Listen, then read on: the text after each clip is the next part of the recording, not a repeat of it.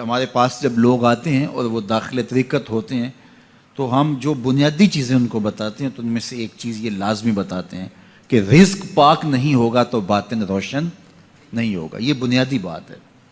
اگر رزق پاک نہیں ہے تو میرے حضور نے ارشاد فرمایا کہ ایک بندہ سفر کر کے کعبۃ اللہ کے صحن میں پہنچتا ہے اور کعبے کے پردوں کو تھام رہا ہے وہ یمد یدیہ اور لمبے لمبے ہاتھ کر کے کہتا ہے اے اللہ, لیکن اس کا کھانا حرام ہے, اس کا پینا حرام ہے, اس کا لباس حرام ہے, وہ غزیہ بالحرام, اس کو غذا حرام سے دی گئی ہے. میرے حضور نے فرمایا اس کی کوئی دعا قبول نہیں ہوگی. سفر کیا, جنگل پہاڑ کاٹے, سمندروں کو پاٹ کر کے آگے گیا, ہواؤں کے کلیجے چیر کے آگے بڑھا, مہینوں کی مسافتیں طے کر کے گیا اور کعبۃ اللہ کے سامنے کھڑا ہے, سین حرم میں مطاف میں کھڑا ہے, لیکن اس کا جسم حرام سے پلا ہے. اس نے جو پہنا ہے اس لباس کا تانا یا بانا حرام کا ہے, اس کو غذا حرام کی دی گئی ہے, اس نے پیا حرام کا ہے, اس نے کھایا حرام کا ہے, تو پھر اس کا یہ سارا سفر رائے گاں چلا جائے گا, اس کو کچھ نصیب نہیں ہوگا. تو سب سے پہلی شرط اس عنوان سے عقل حلال ہے. اس کے بعد پہ صدق مقال ہے کہ آپ کی زبان جھوٹ نہ بولے. جب کوئی شخص جھوٹ بولتا ہے روحانیات تو دور کی بات ہے, اللہ کے فرشتے اس سے 1 میل دور ہٹ جاتے ہیں. جب کوئی شخص جھوٹ بولتا ہے تو حدیث پاک میں آتا ہے اس کے منہ سے ایک خاص قسم کی بدبو نکلتی ہے.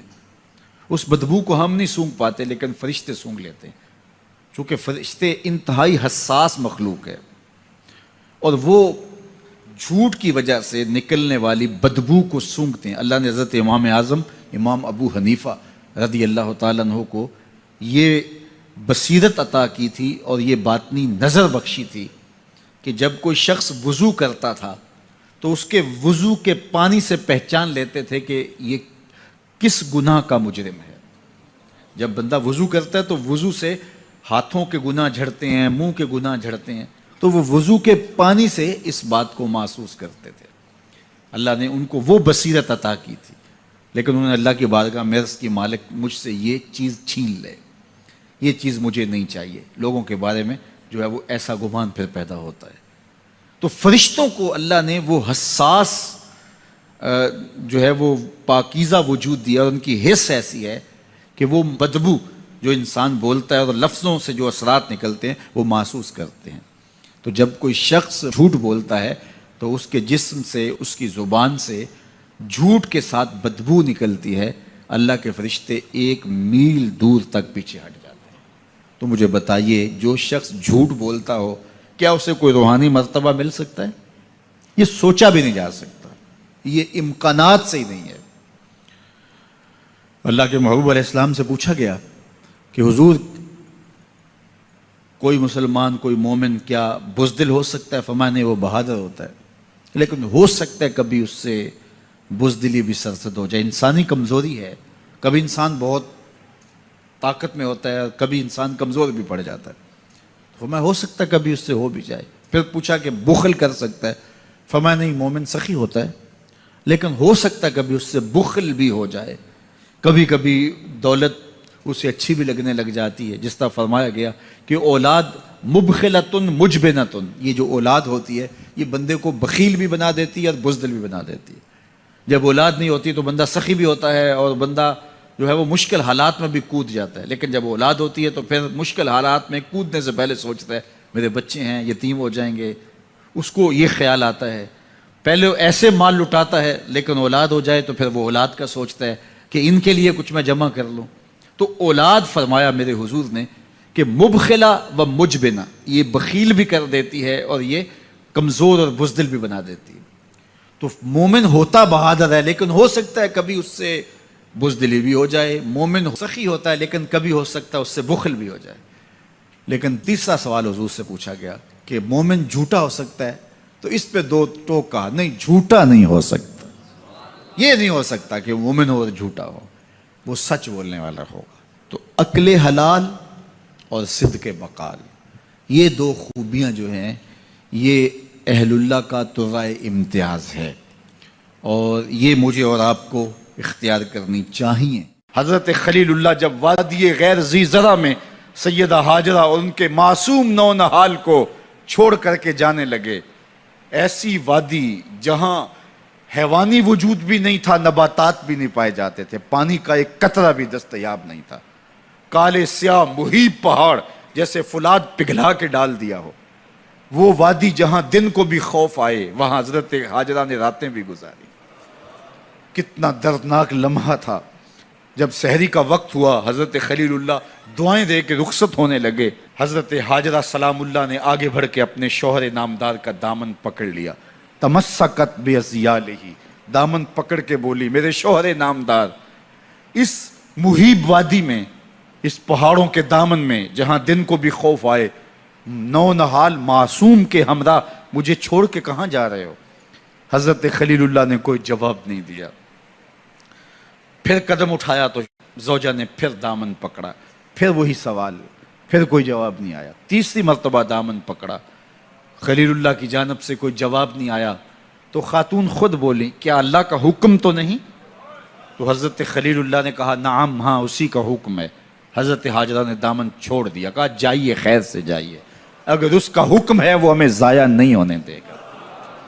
جہاں دن نہیں گزارے جا سکتے تھے، پھر اس خاتون نے وہاں راتیں بھی کاٹی. وہ وادی جس میں وحشت بھی قدم رکھتی تھی ڈر ڈر کے، جہاں پھرتے تھے آوارہ تھپیڑے بادے سر سر کے، جہاں پر گھاس اگتی ہے، جہاں نہ پھول کھلتے ہیں، مگر وہ سرزمین ہے آسماں بھی جھک کے ملتے ہیں. اپنی پاک باز بیوی اور نونہال بیٹے کو چھوڑ کے حضرت خلیل اللہ دعائیں دے کے رخصت ہو گئے. تھوڑا سا توشہ تھا، 2-1 دن کے بعد ختم ہو گیا. پھر ماں کی چھاتی سے دودھ بھی خشک ہو گیا. نونہال پیاس سے تڑپنے لگا. ماں تو پھر ماں ہوتی ہے، تڑپتی ہوئی ممتا کا دل بے قرار ہوا. ایک پتھر کے سائے میں معصوم اسماعیل علیہ السلام کو لٹایا اور پانی کی تلاش میں جبل صفا پہ چڑھی. اطراف میں آسمانوں کی طرف دیکھا، کہیں کوئی پرندے اڑتے دکھائی دیں اور پانی کا نشان ملے اور میں وہاں سے بیٹے کے لیے 2 بوند لے آؤں، لیکن کچھ دکھائی نہیں دیا. تا حد نظر پھیلا ہوا آسمان ہی آسمان ہے اور پہاڑ ہی پہاڑ نیچے دکھائی دیتے ہیں. پھر مروہ پہ آئیں، درمیان میں نشیبی جگہ تھی، وہاں بیٹے کا من موہنا چہرہ دکھائی نہیں دیتا تھا. دوڑ کے گزری اور جا کے صفا پہ گھوم کے دیکھا، کچھ نظر نہیں آیا. ادھر بھی دیکھ لیا، ادھر بھی دیکھ لیا، لیکن ماں تھی. پھر دوبارہ صفا پہ آئی، صفا پہ دیکھا، کچھ دکھائی نہیں دیا. پھر تڑپ کے مروہ پہ آئیں، وہاں پھر دیکھا، کچھ دکھائی نہیں دیا. پھر صفا پہ آئی، کبھی صفا پہ کبھی مروہ پہ. تڑپتی ہوئی ماں کی ممتا، بے قرار دل. ادھر پانی کی پیاس سے تڑپتا ہوا معصوم اسماعیل پتھر کی اوٹ میں. درمیان سے ماں گزرتی ہے تو بھاگ کے گزرتی ہے کہ بیٹے کا من مونا چہرہ بھی نگاہوں کے سامنے رہے. ذرا منظر تو دیکھو کتنا دل آویز ہے. اللہ اکبر، سینوں میں پتے پانی ہو جائیں، پتھر بھی ہو تو پگھل جائے اس زہرہ گداز داستان سے. لیکن اللہ پر توکل اور ماں کی بے قراریاں، کبھی صفا پہ کبھی مروہ پہ، زبان پہ شکایت نہیں ہے. پھر جب مروہ پہ پہنچتی ہیں، 7 چکر مکمل ہو گئے، تو ادھر کیا دیکھا کہ معصوم اسماعیل ایڑیاں رگڑ رہا ہے. ماں کا دل ڈولنے لگا کہ بیٹا آخری لمحوں میں دوڑی کہ بیٹے کو جا کے اپنی چھاتی سے چمٹاؤں، ہو سکتا ہے 2 قطرے دودھ کے اس کی زندگی کی آس بندھا دیں. تو ماں دوڑتی ہوئی آئی، لیکن جب قریب آئی تو منظر بدلا ہوا تھا. معصوم کی ایڑیوں کے رگڑنے سے تازہ چشمہ پھوٹ رہا ہے. پانی ہے کہ بے قابو ہونا چاہ رہا ہے. آگے بڑھی، جلدی جلدی مٹی کی منڈھیری کرتے ہوئے کہا، زم زم، رک جا رک جا. اللہ اکبر. ہاجرہ سلام اللہ علیہا نے حضرت اسماعیل کی محبت اور اپنے رب پر توکل کی انوکھی اور البیلی داستان رقم کی. کہا، ہاجرہ تو نے بھی حد کر دی، لیکن قیامت تک تیری راہوں کو بھی جلوہ گاہ بنا دیں گے. یہاں نبی بھی دوڑیں گے، ولی بھی دوڑیں گے، غوث بھی دوڑیں گے، کتب اور ابدال بھی دوڑیں گے، شہنشاہ بھی دوڑیں گے، کج کلا بھی دوڑیں گے. یہ دوڑنا ہم عبادت بنا دیں گے، حتیٰ کہ امام الانبیاء بھی ان راہوں کی سائی کرتے رہے. عجیب رنگ، عجیب منظر اور عجیب کیف کا عالم. اچھا، یہاں رک کے ایک بات کرنا چاہوں گا، اگر آپ کی توجہ ہو. جہاں حضرت ہاجرہ دوڑیں اور ان کے مبارک قدم وہاں لگے اور لگ کے ہٹ گئے، عارضی نسبت ہے، مستقل نسبت نہیں ہے. جہاں ان کے قدم لگ کے ہٹ گئے وہ جگہ تو جلوہ گاہ بن گئی، اور جہاں حضور خود جلوہ فرما ہیں وہ گنبد خضرا جلوہ گاہ کیوں نہیں ہو سکتا ہے؟ اب یہ پانی جہاں حضرت اسماعیل کے قدم لگے، یہ پانی دنیا کا عظیم ترین پانی ہے، اور پھر اس کا پروٹوکول یہ ہے، اس کو کھڑے ہو کے پیا جاتا ہے۔ یار یہاں بھی روک کے ایک بات کہہ دوں، حضرت اسماعیل کے قدموں کو چھونے والے پانی کا پروٹوکول ہے کہ اس کے لیے کھڑے ہو جائیں، اور حضرت اسماعیل مسجد اقصیٰ میں جس کے پیچھے کھڑے ہو کے نماز پڑھتے ہیں، اس امام کے لیے کھڑے ہو کے مصطفیٰ جان رحمت پہ لاکھوں سلام پڑھ لیں تو اس میں شرک کہاں سے آ جائے گا؟ تو یہ تکریم ہے، یہ عزت ہے اس پانی کی کہ اس نے حضرت ذبیح اللہ کے قدم چھوئے ہیں۔ تو یہ سارا حج، اللہ اکبر، ہمیں ہمارے ماضی سے جوڑتا ہے۔